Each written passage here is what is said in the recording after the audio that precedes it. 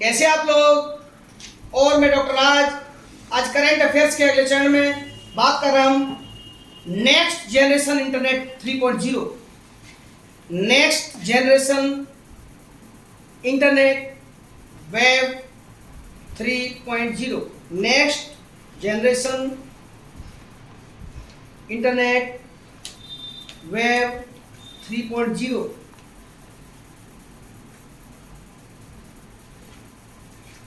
भारतीय social media platform company, भारतीय social media platform company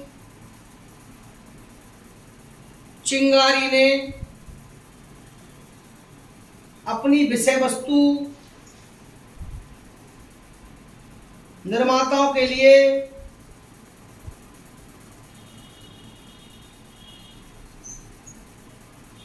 web 3.0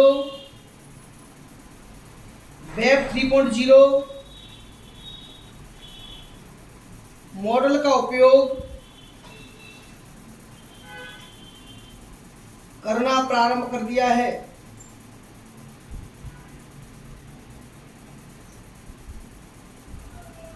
इस प्लेटफॉर्म का मानना है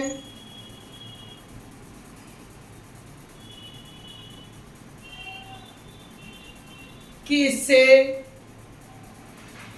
विषय वस्तु निर्माता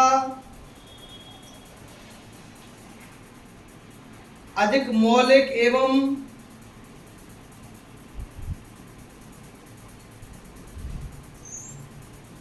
गुणवत्तापूर्ण रूप से कार्य कर सकेंगे।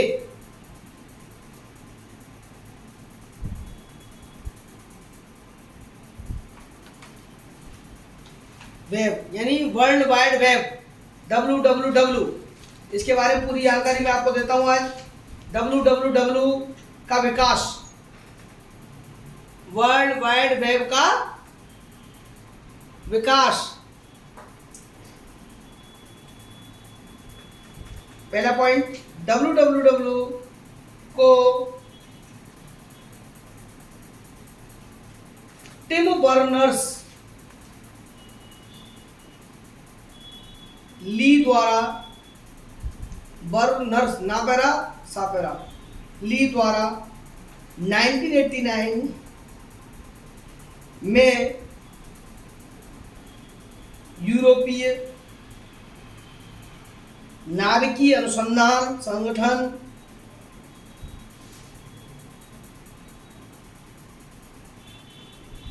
ब्रैकेट में जेनेवा में काम करने के दौरान बनाया गया था। इसे 1992 में जारी किया गया था।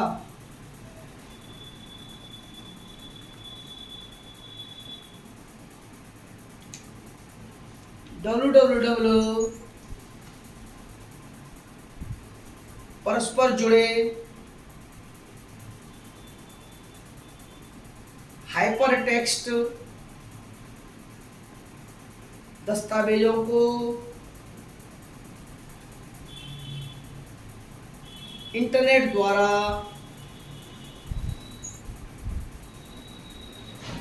प्राप्त करने की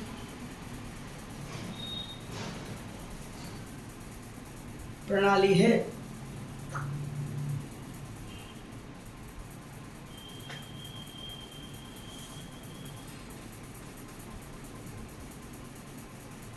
ठीक है, कंप्यूटर संबंधित क्वेश्चन आपके यहाँ आते हैं।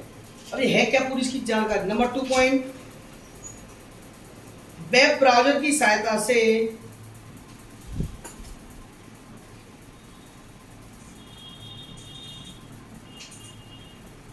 हम उन वेब पन्नों को देख सकते हैं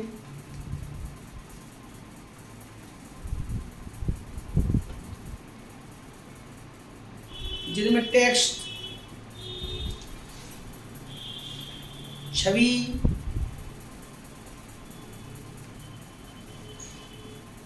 वीडियो एवं अन्य मल्टीमीडिया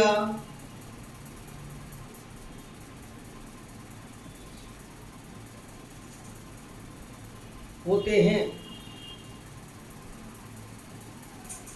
तथा हाइपरलिंक की सहायता से कुछ ना देखिए तथा हाइपरलिंक की सहायता से उन पन्नों के बीच में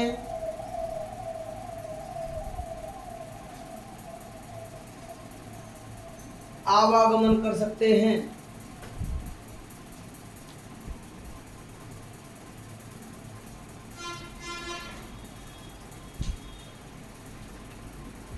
अब वेब 1.0 क्या था? वेब 1.0 1999 से 2000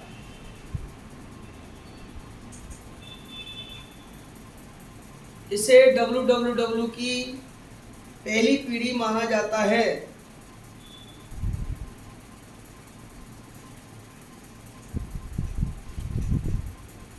इसे रीड ओनली वेब के नाम से भी जाना जाता है। रीड ओनली वेब के नाम से या के रूप में भी जाना जाता है। अधिकांशतः वेब 1.0 जानकारी खोजने और पहले से मौजूद चीज़ों को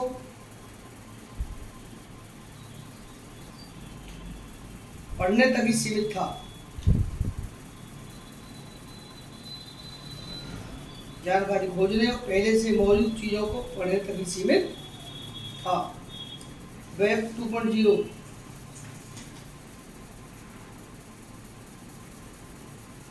2000 के दशक के मध्य से वर्तमान तक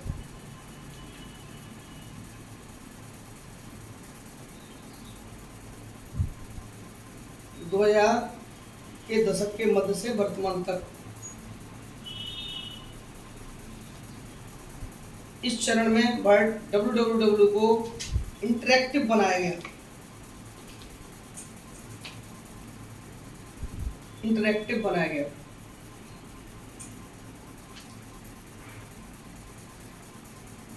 जिसके माध्यम से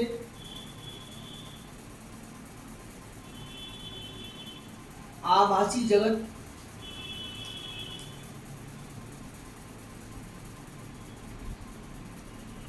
वर्चुअल वर्ल्ड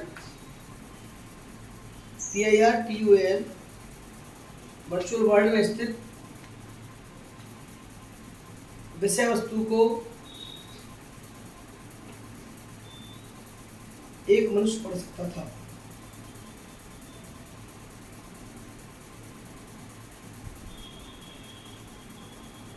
इसके साथ ही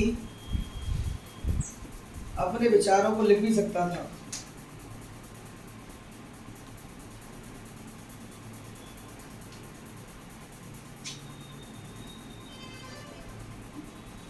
इसने उपयोगकर्ताओं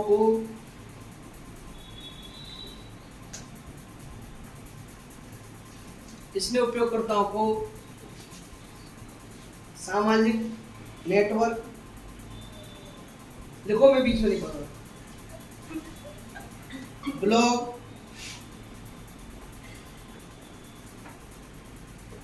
देवों की बातों के बीच में नहीं हूँ विचार साझा करने नहीं करूँगा नहीं विचार साझा करने वाली साइटों आदि पर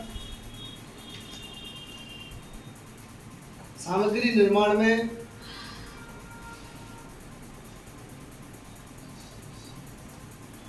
भाग लेने में सक्षम बनाया।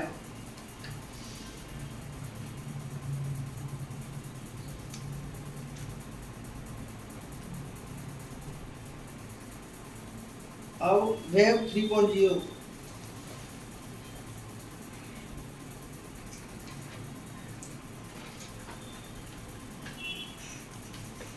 यह 3.0 का अगला चरण है के विकास का अगला चरण है।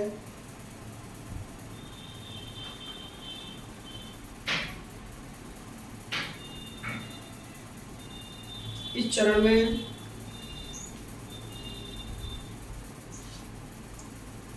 AI सिस्टम का उपयोग डेटा संसाधन के लिए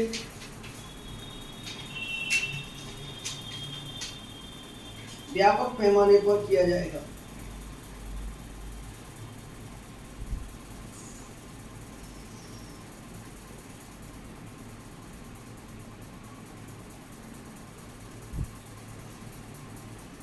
इसमें क्या क्या रोक का काम होगी मालूम है? ये तो साहित्यिक चोरी पर रोक लगेगी। जैसे डाटा कोई डालता है तो उस पर अपनी पासवर्ड लगा देता है, जब तक आप क्लिक करेंगे डाटा मिलेगा ही नहीं आपको, जब तक सामने वाले से आप उसका होता है ना पैसे मांगते हैं जो भी है, उस पर जाना पड़ेगा। साहित्यिक चोरी पर रोक लगेगी।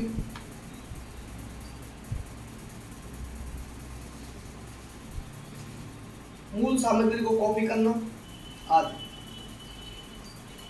मुआवजा पाना आसान नहीं है।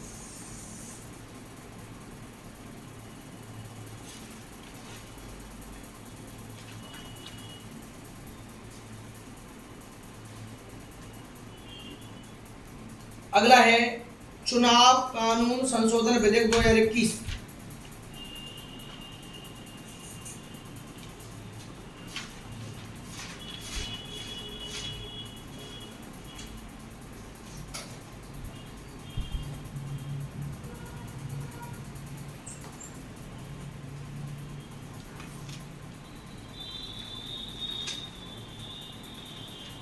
संसद के दोनों सदनों में मंजूरी प्रदान हुई।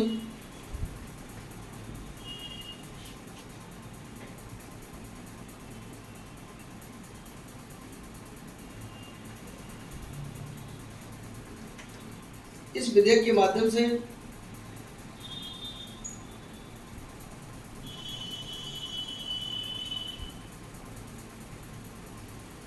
जन प्रतिनिधित्व अधिनियम 1950, मैंने आपको ध्यान है एक वीडियो में आपको पढ़ाया है, और हमारी वीडियो है सामान्य अध्ययन की, जो कि उस करंट उसमें पॉलिटी वाले उसमें कुछ विधेयक हमने बताया है, उसमें जो कि आपका गरीबी संशोधन अधिनियम या SC अधिनियम, उस एक्ट में ये बताया गया है कि तो माध्यम जन प्रतिनिधित्व अधिनियम 1950 और 51 1951 दोनों अधिनियमों में संशोधन का किया गया है।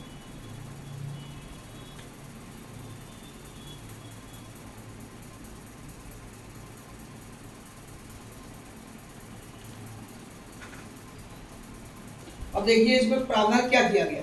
पहला, मतदाता सूची के डेटा को आधार से जोड़ना।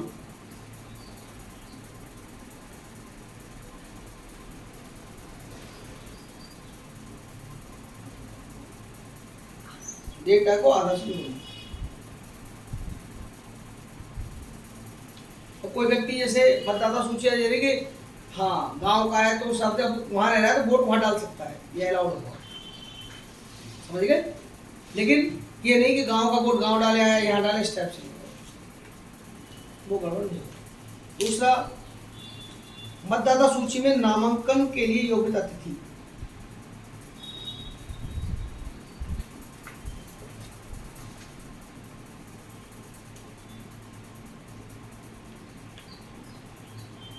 देखो पुराने संशोधन में 1 जनवरी होती थी डेट अर्हता तिथि, इसमें लिख लीजिए, इसी में लिखना है 4 योग्यता तिथि निर्धारित की गई। पहली है 1 जनवरी, जो अर्हता होती है ना, अर्हता आप फॉर्म भरते हो अर्हता, जैसे 1 जुलाई को आपकी उम्र इतनी हो, इस टाइप से 1 जनवरी, 1 अप्रैल, 1 जुलाई, 1 अक्टूबर, 4 योग्यता तिथि निर्धारित की गई है नए संशोधन में। कोई बंदा अब 1 जनवरी को उसकी उम्र हो रही, उनकी उम्र अगस्त में हो रही है, तो बेचारा वो तो अगस्त वाला बंदा तो जनवरी में जा गई, और इलेक्शन हो जाए सितंबर अक्टूबर में, नवंबर में हो तो नवंबर बाद 1 साल देगा ना वोट, नहीं समझे बात? 1 जनवरी, 1 अप्रैल, जुलाई और 1 अक्टूबर। मान लो किसी की डेट ऑफ बर्थ अगस्त में आ रही है,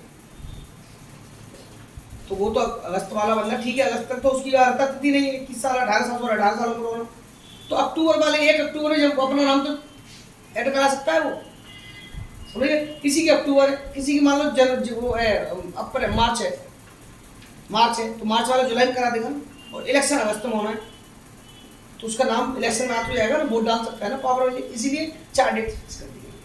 साल में 4 बार अपना नामकरण 6 पोस्ट वो उम्र के हिसाब से 18 साल की उम्र होती जोड़ सकता है। अगला है चुनाव संबंधी उद्देश्य के लिए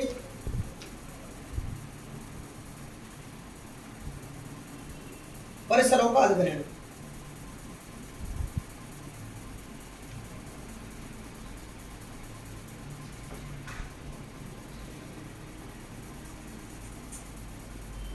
मतलब जो पेटी मतपेटिका होती हैं और ये सब, उनको अधिग्रहण कर सकता है। चुनाव संबंधी उद्देश्य के लिए परिसरों का अधिग्रहण। अगला है लिंग तटस्थ प्रावधान।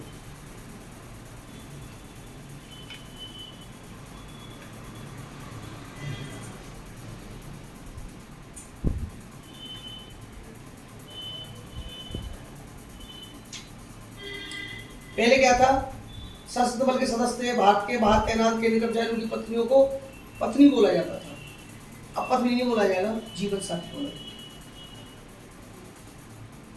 लिख लीजिए, इसमें नोट कर लीजिए, पत्नी के स्थान पर जीवन साथी, स्पाउस, SPOUS, स्पाउस, वाइफ नहीं, जीवन संगिनी, जीवन साथी शब्द का प्रयोग करने का प्रावधान होता है।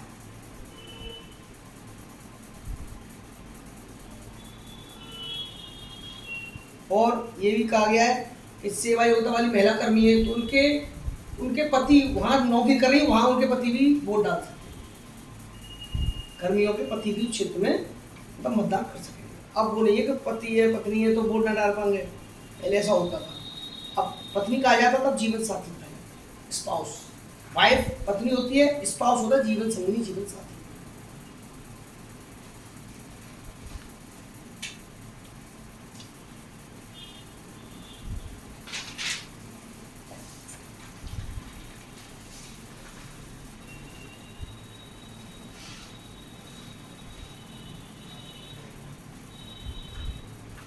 ठीक है, एक पॉइंट लिखिए, सेवा योग्यता के लिए मानदंड। सेवा योग्यता के लिए मानदंड।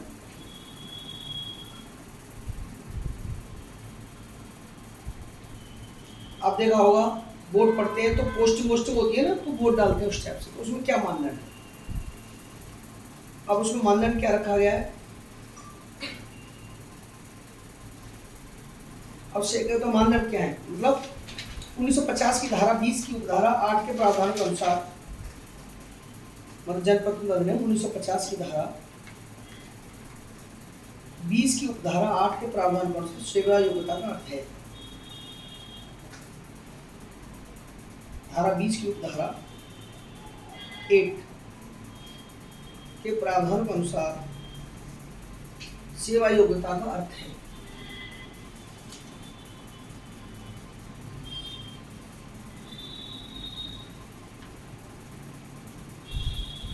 पहला है, उसे भारतीय संघ की सेना का सदस्य होना चाहिए।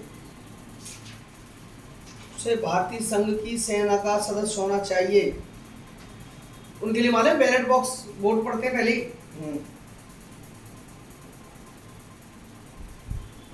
पहली बात। दूसरी बात, जो पुराना अधिनियम के बारे में, वह किसी ऐसे सैन्य बल का सदस्य हो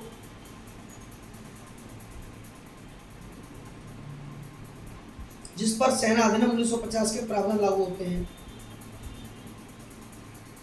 जिस पर सेना अधिनियम 1950 के प्रावधान, ऐसे सैन्य बल का सदस्य हो जिस पर सेना अधिनियम 1950 के प्रावधान लागू होते हैं।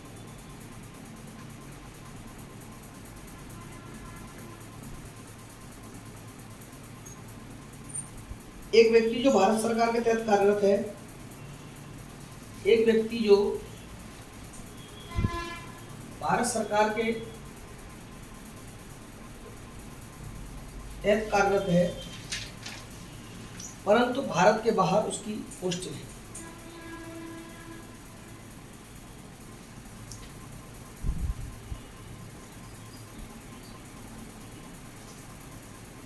लास्ट, किसी राज्य के सशस्त्र बल के सदस्य, किसी राज्य के सशस्त्र पुलिस बल के सदस्य किसी राज्य के सशस्त्र पुलिस बल के सदस्य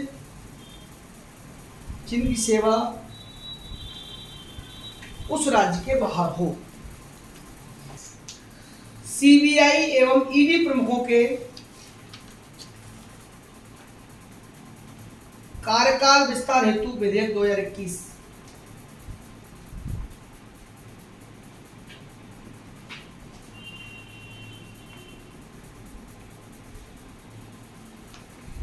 अब देखिए, लिखिए प्रवर्तन निदेशालय ईडी, ये बहुत अक्सर टीवी न्यूज में आते रहते हैं, आप इसको ध्यान रखिए। प्रवर्तन निदेशालय ईडी और ईडी को बोलते हैं इन्फोर्समेंट डायरेक्टर, इन्फोर्समेंट डायरेक्टर, और केंद्रीय जांच ब्यूरो सीबीआई,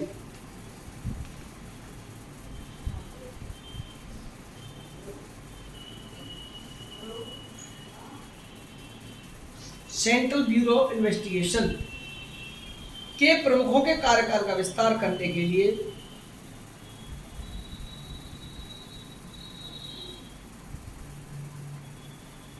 हाल ही में संसद के दोनों सदनों द्वारा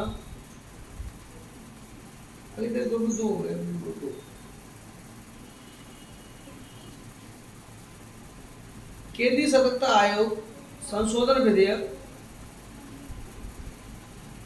हाल ही में केंद्रीय सतर्कता आयोग संशोधन विधेयक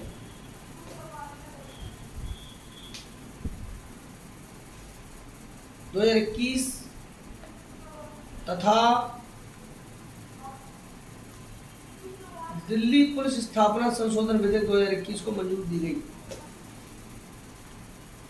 दिल्ली विशेष पुलिस स्थापना संशोधन विधेयक 2021 को मंजूरी दी गई।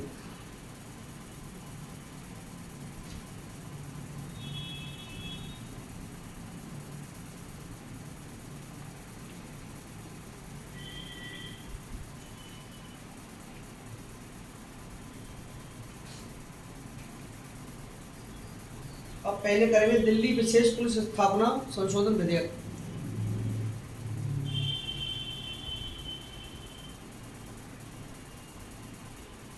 नाइनटीन 46 बहुत इंपॉर्टेंट चीजें हैं ये, पेपर में आते हैं तो हम देखते रह जाते हैं, नॉलेज नहीं होती है, ये हमारे रोज का काम हो गया, रोज न्यूज में आती है इसलिए। 1946 का दिल्ली विशेष पुलिस स्थापना अधिनियम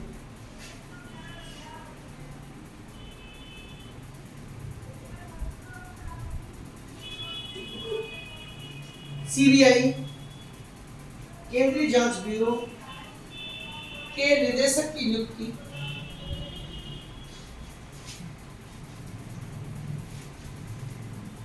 का प्रावधान करता है।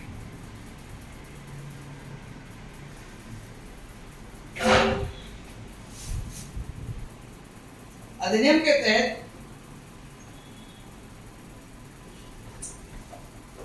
निदेशक का कार्यकाल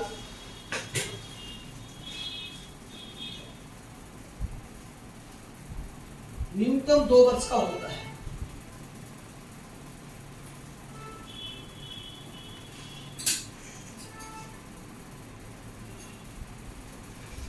दो 2021 का यह संशोधन विधेयक बहुत इंपॉर्टेंट है। 2021 यह संशोधन विधेयक नियुक्ति की प्रारंभिक तिथि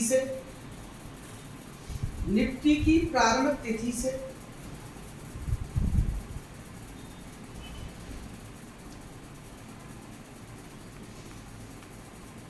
5 वर्ष पूरा होने तक, अब कहाँ 2 वर्ष था, 5 वर्ष तक 5 वर्ष पूरा होने तक कार्यकाल को एक बार में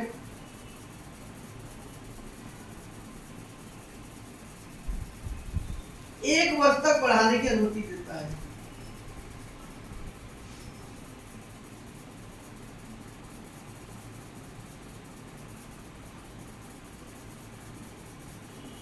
अब कब बढ़ा सकते हैं, देख लिया? इस तरह के विस्तार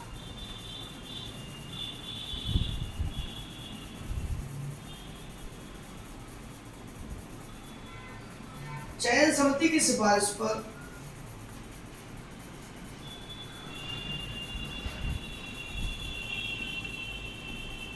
जनहित में किए जा सकते।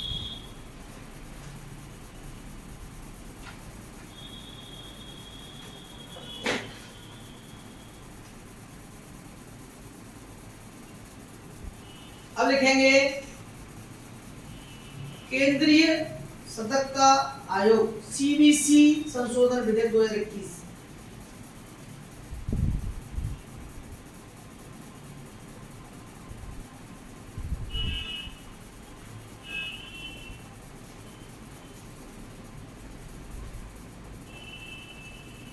सीबीसी के गठन के 2003 का सीबीसी अधिनियम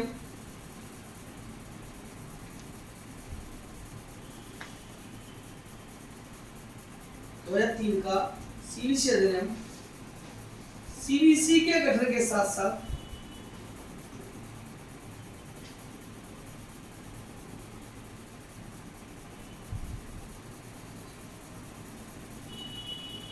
केंद्रीय सतर्कता आयुक्त की अध्यक्षता वाली केंद्रीय सतर्कता आयुक्त की अध्यक्षता वाली चयन समिति की सिफारिश पर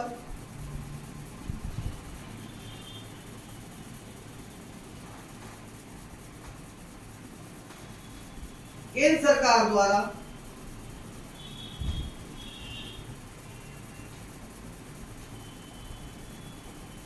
प्रवर्तन निदेशक की नियुक्ति का भी प्रावधान करता है।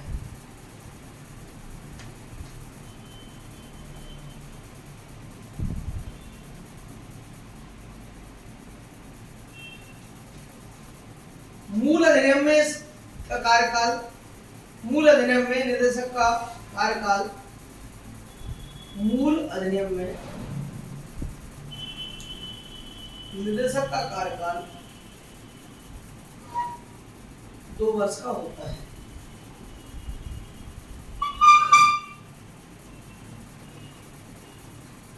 वहीं नवीन संशोधन विधेयक में कहा गया है कि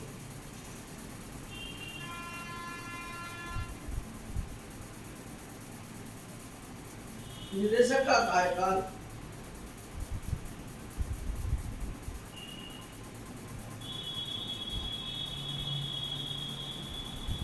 एक बार में 1 साल तक बढ़ाया जा सकता है।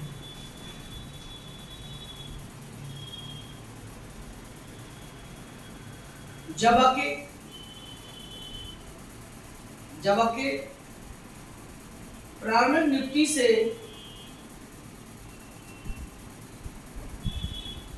5 वर्ष पूरे नहीं हो जाते।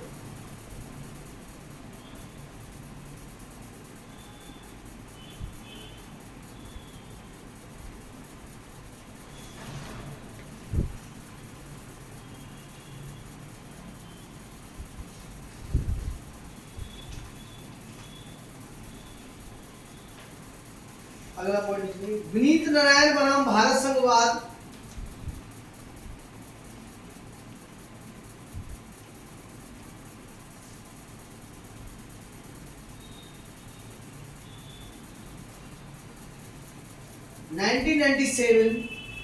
में सुप्रीम कोर्ट ने कहा था कि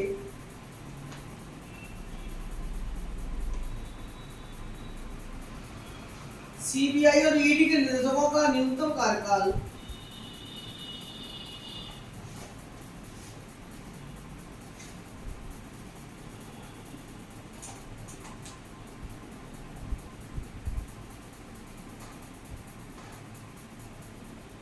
2 वर्ष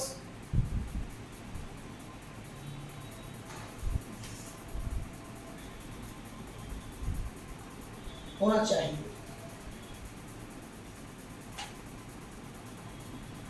अब देखो सीबीआई और ईडी के प्रमुख की नियुक्ति कैसे होती है, ये आपको लिखना इंपॉर्टेंट है। एंड डालिए सीबीआई और ईडी के प्रमुखों की नियुक्ति प्रक्रिया।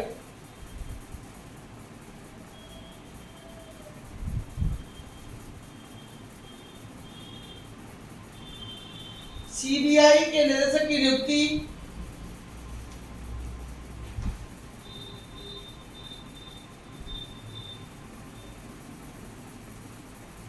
एक समिति की सिफारिश पर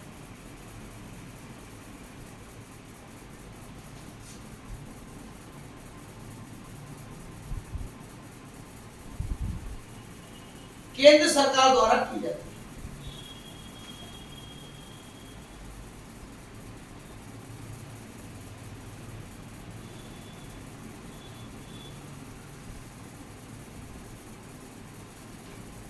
समिति बनती है, देखिए इस समिति के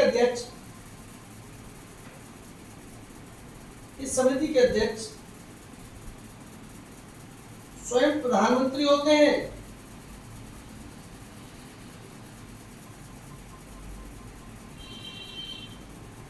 जबकि लोकसभा में विपक्ष के नेता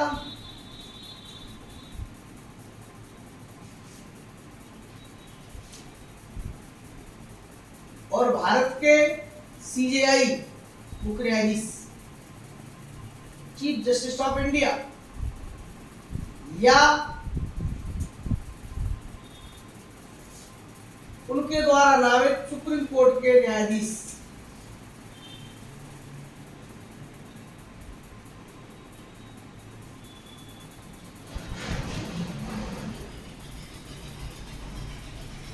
इस समिति के सदस्य होते हैं।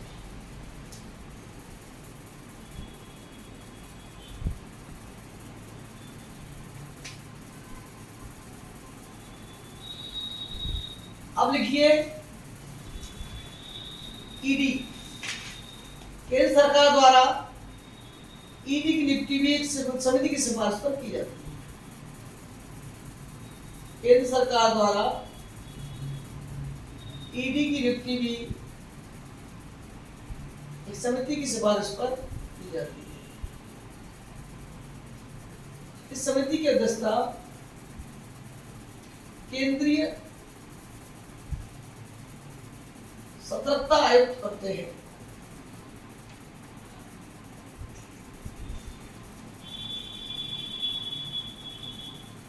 और इसमें गृह मंत्रालय,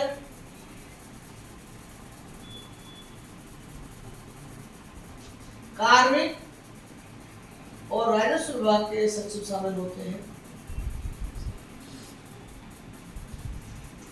गृह मंत्रालय, इसमें गृह मंत्रालय, कार्मिक और राजस्व विभाग के सचिव शामिल होते हैं।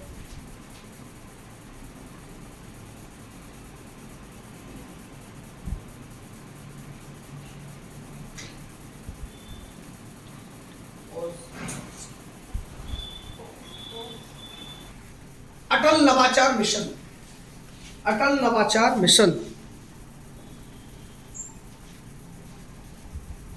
नीति आयोग के तहत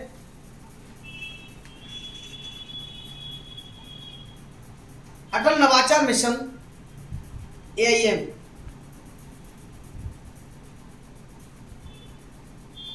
नवाचार और उद्यमिता की संस्कृति को बढ़ावा देने के लिए, नवाचार और उद्यमिता की संस्कृति को बढ़ावा देने के लिए भारत सरकार की प्रमुख पहल है। भारत सरकार की प्रमुख पहल है।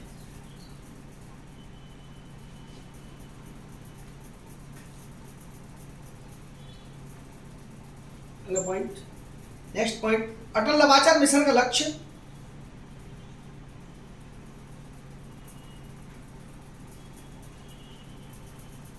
देश भर के स्कूलों,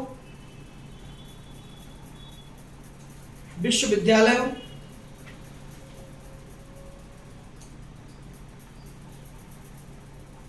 अनुसंधान संस्थानों,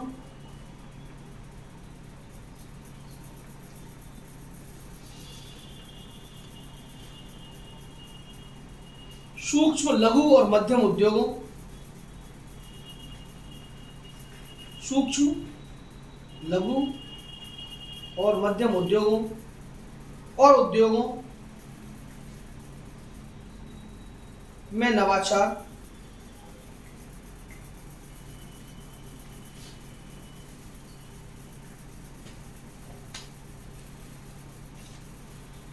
और उद्यमता का एक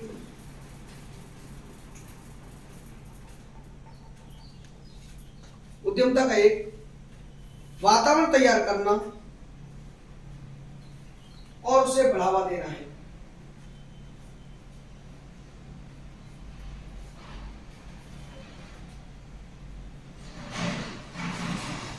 इसके तहत हजारों स्कूलों में अत्याधुनिक सुविधाओं से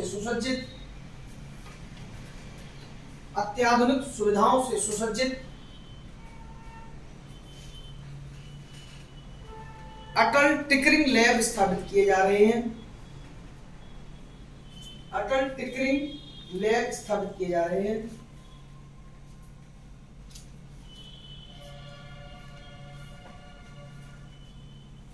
विश्वविद्यालयों और उद्योगों के लिए विश्व स्तरीय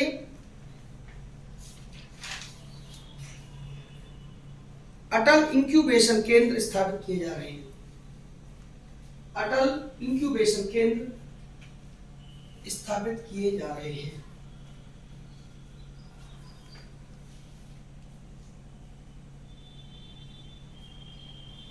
अगला लिखेंगे ई छावनी पोर्टल।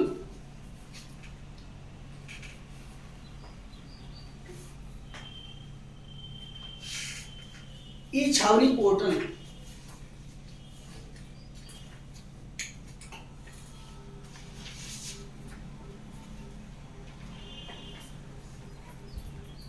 देश भर में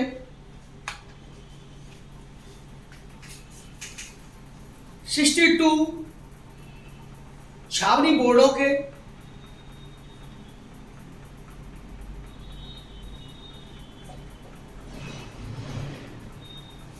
20 लाख से अधिक निवासियों को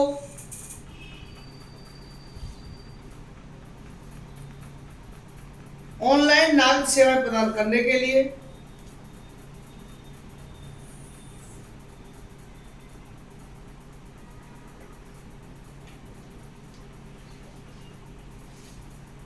यह पोर्टल विकसित किया गया है।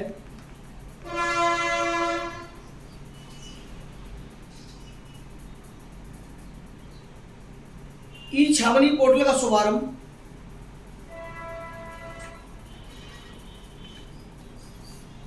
छावनी पोर्टल का शुभारंभ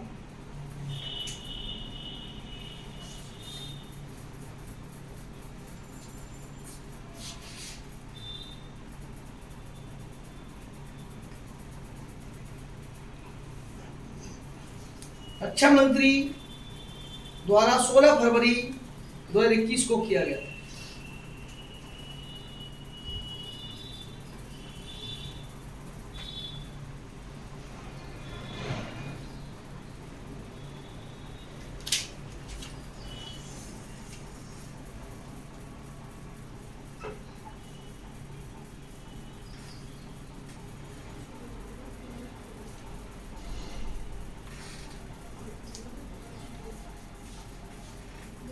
जस्टिस बीपी रेड्डी समिति, बीपी रेड्डी समिति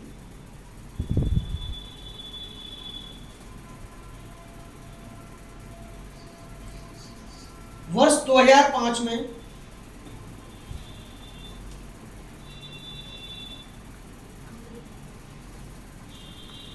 सुप्रीम कोर्ट के पूर्व जस्टिस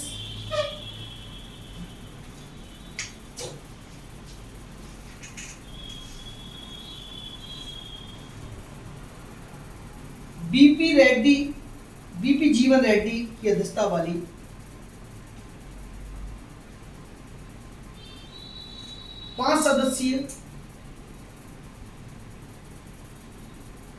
समिति ने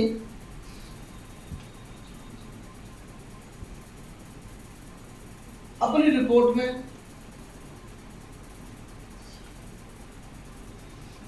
अपसपा AFSPA फुल फॉर्म लिख लीजिए,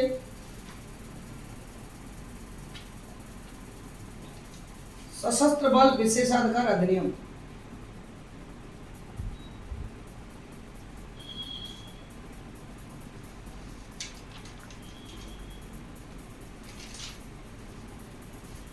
को खत्म करने की सिफारिश की।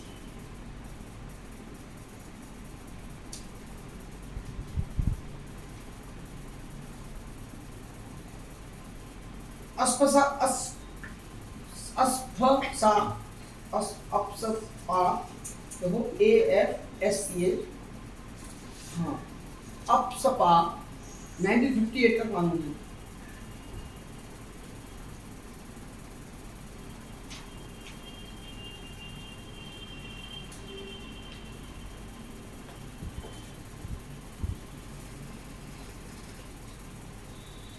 अगला है सुशासन सूचकांक 2020-21, GGI good governance index 2021, GGI 2020-21। यह सूचकांक GGI, यह सूचकांक प्रशासनिक सुधार एवं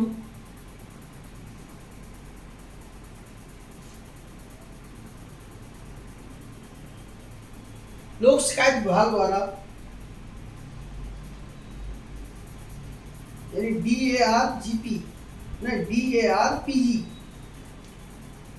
DARPG द्वारा तैयार किया गया है।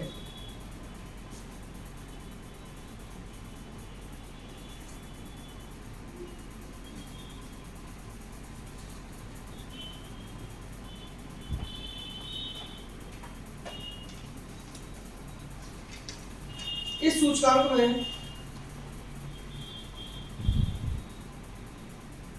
राज्यों और यूटी केंद्र शासित प्रदेशों को 4 श्रेणियों में बांटा गया है।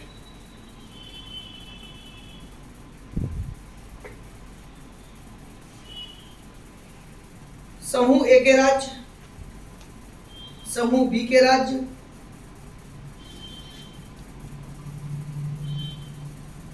नंबर 3 उत्तर पूर्व व पहाड़ी राज्य, नंबर 4 केंद्र शासित प्रदेश।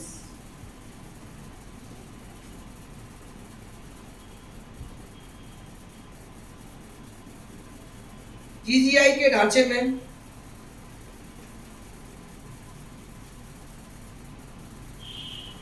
दस सेक्टर, 10 क्षेत्र, ढांचे में 10 सेक्टर और 58 संकेतक शामिल किए गए हैं और 58 संकेतक शामिल किए गए हैं।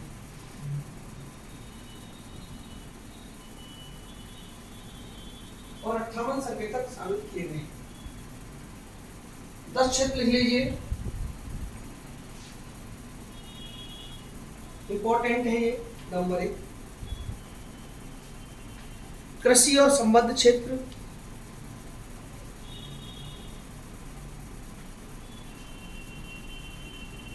वाणिज्य और उद्योग,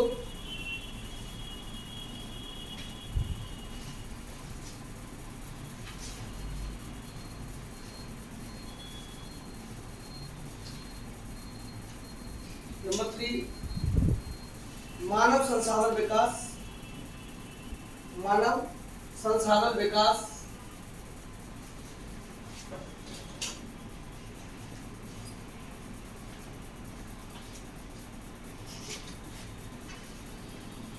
सार्वजनिक स्वास्थ्य,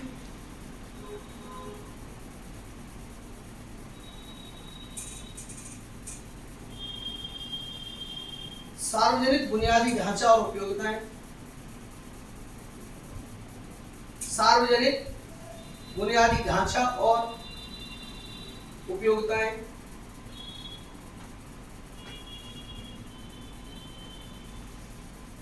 नंबर 6 इकोनॉमिक गवर्नेंस, आर्थिक शासन,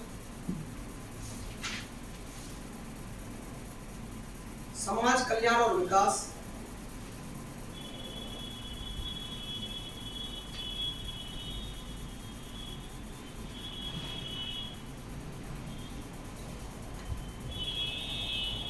न्यायिक और सार्वजनिक सुरक्षा,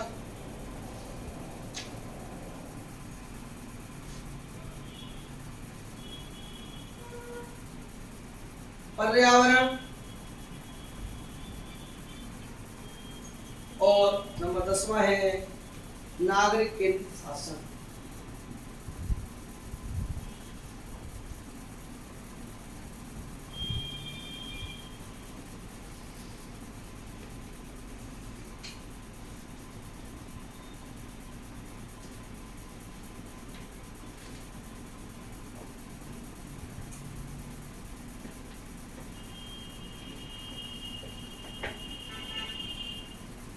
यूपी ने वर्ष 2019 के सूचकांक में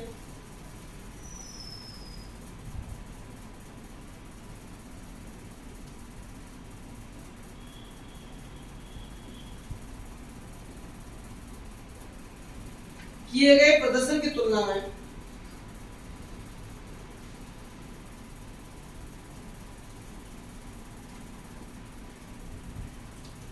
एट 8.9% की बढ़ोतरी दर्ज की गई है।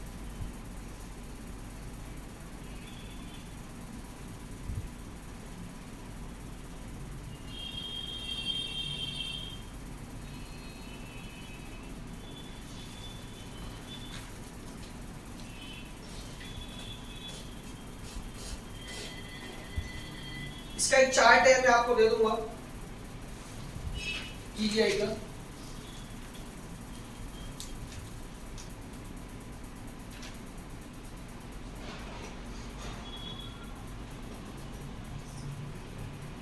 देखिए अगला पॉइंट, अगला टॉपिक,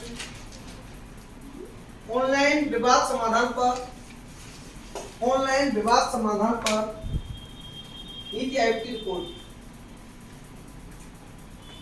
नीति आयोग ने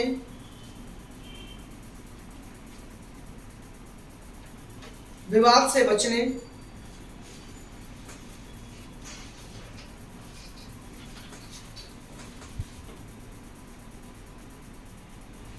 रोकथाम और ऑनलाइन विवाद समाधान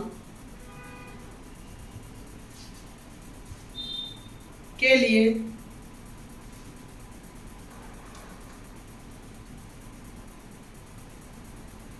नवंबर 2021 29 नवंबर 2021 को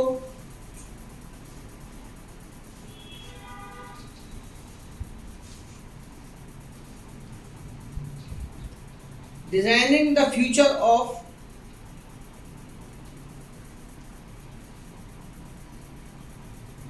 dispute resolution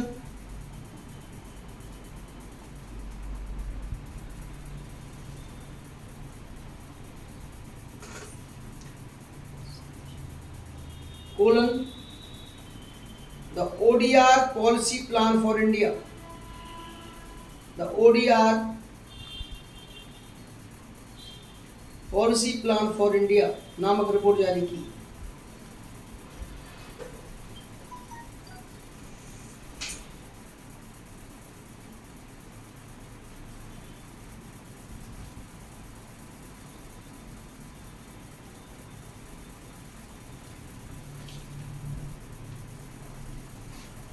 अगला है India young water professional programme.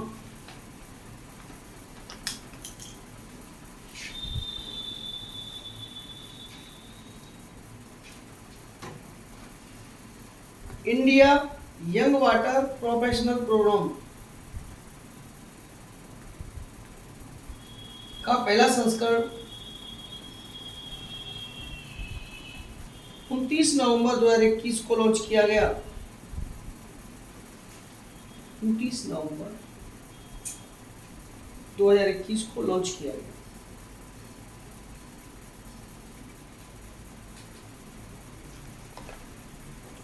इस कार्यक्रम को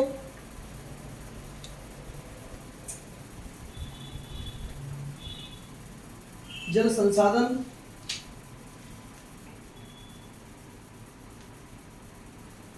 नदी विकास,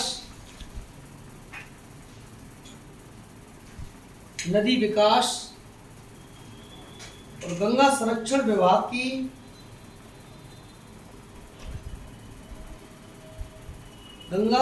विभाग की NHP राष्ट्रीय जल विज्ञान परियोजना, नेशनल हाइड्रोलॉजी प्रोजेक्ट, राष्ट्रीय जल विज्ञान परियोजना के तहत शुरू किया गया नेशनल हाइड्रोलॉजी प्रोजेक्ट। दोनों लिख लीजिए, राष्ट्रीय जल विज्ञान परियोजना, नेशनल हाइड्रोलॉजी प्रोजेक्ट के तहत शुरू किया गया है।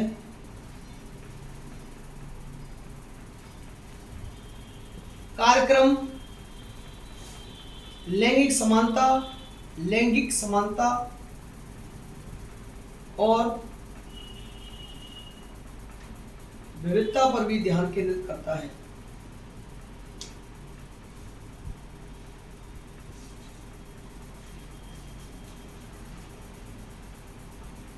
इसके पॉइंट लिखिए, यह कार्यक्रम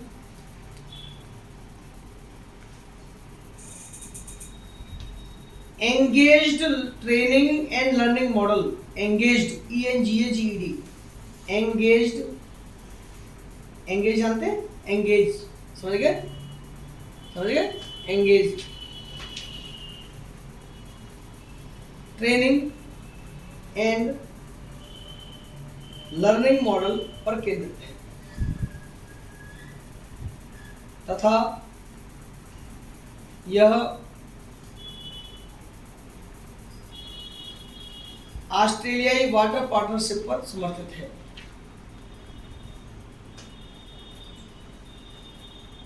ऑस्ट्रेलियाई वाटर पार्टनरशिप पर समर्थित है।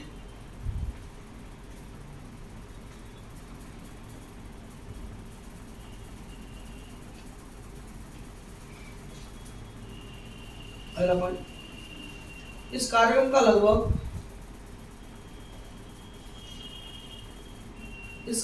लगभग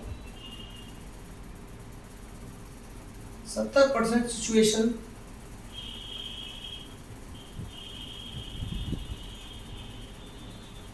अंडरस्टैंडिंग एंड इम्प्रूवमेंट प्रोजेक्ट्स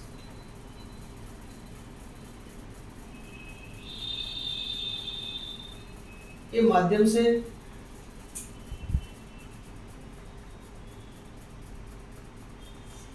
परियोजना आधारित अधिगम पर केंद्रित है।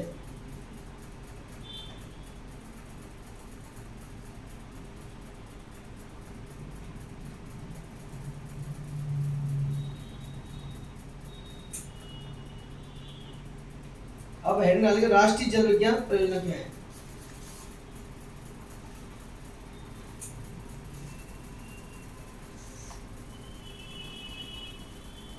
विश्व बैंक समर्थित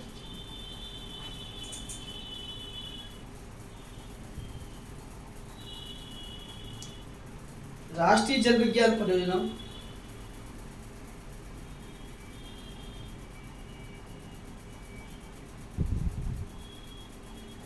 वर्ष 2016 में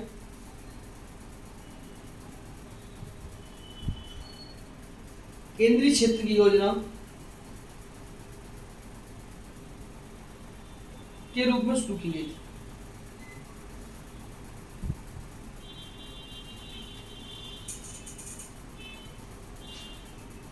अगला पॉइंट, इसमें 8 वर्षों की अवधि हेतु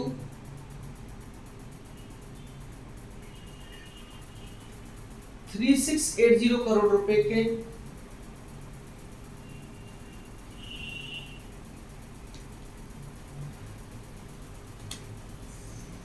बजट परिव्यय के साथ अखिल भारतीय आधार पर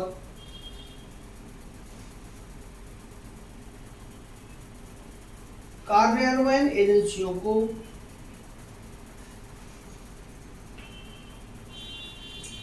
% अनुदान दिया गया।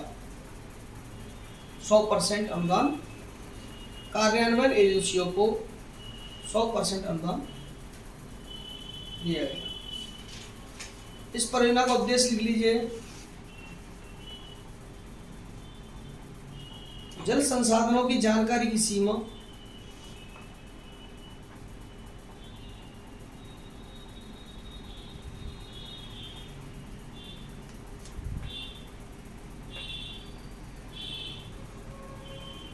विश्वसनीयता और पहुंच में सुधार करना,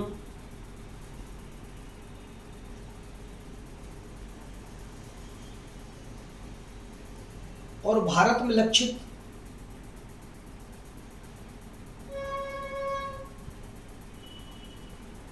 जल संसाधन प्रबंधन संस्थानों की क्षमता को मजबूत करना है।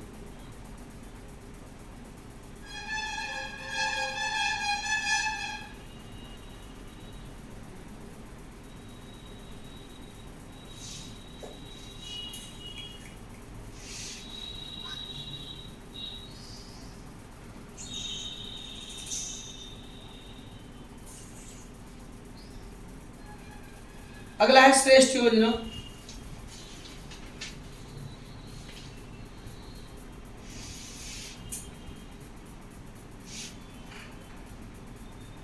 छह दिसंबर 2021 को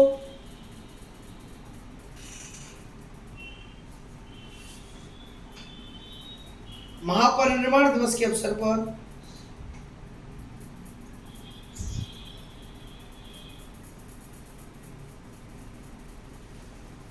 केंद्रीय सामाजिक न्याय और अधिकारिता मंत्री, केंद्रीय सामाजिक न्याय और अधिकारिता मंत्री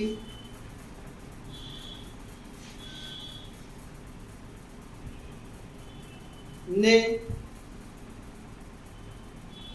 इस योजना का शुभारंभ किया।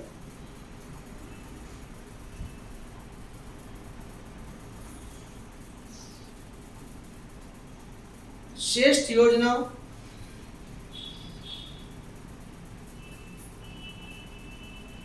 प्रतिष्ठित निजी स्कूलों में गुणवत्तापूर्ण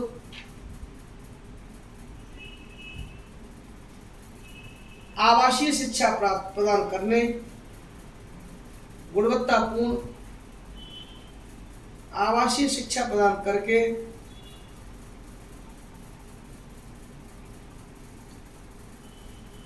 एससी के छात्रों के सामाजिक आर्थिक उत्थान और समग्र विकास में सहायता करेगी।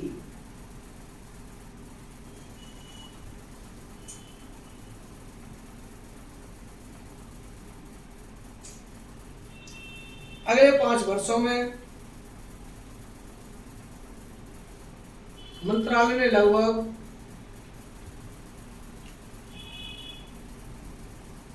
300 करोड़ रुपए की मदद से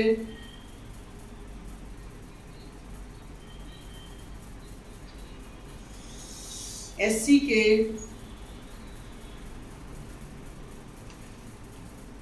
टू 4800 मेधावी छात्रों को सहायता देने का निर्णय लिया है।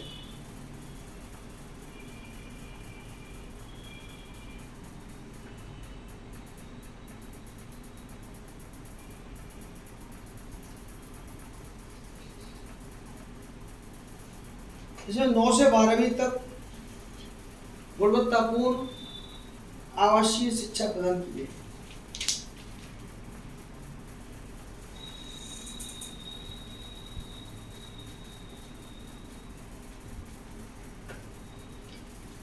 लास्ट है कॉनवोक 2021-22। कॉनवोक CONVOK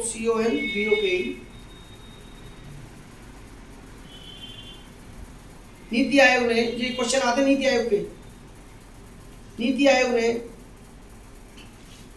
10 दिसंबर 2021 को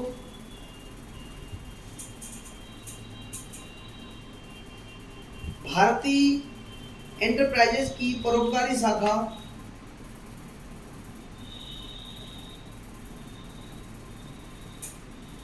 भारतीय फाउंडेशन के साथ साझेदारी में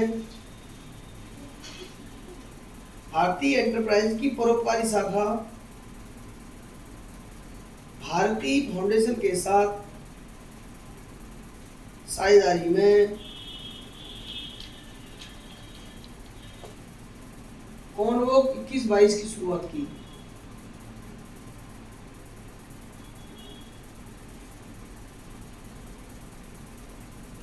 कॉन्वोक एक राष्ट्रीय शोध संगोष्ठी है।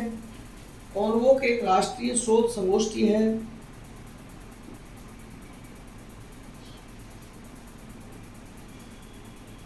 जिसका उद्देश्य भारत भर के सभी शिक्षकों, शिक्षाविदों,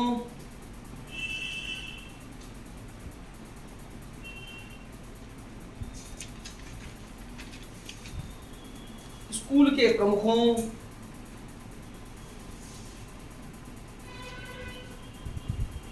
पर विशेष ध्यान देने के साथ शिक्षा प्रदान करने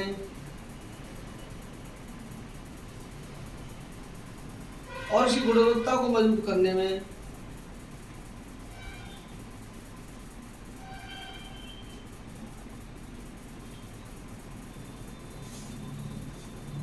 आने वाली चुनौतियों का सामना करना है।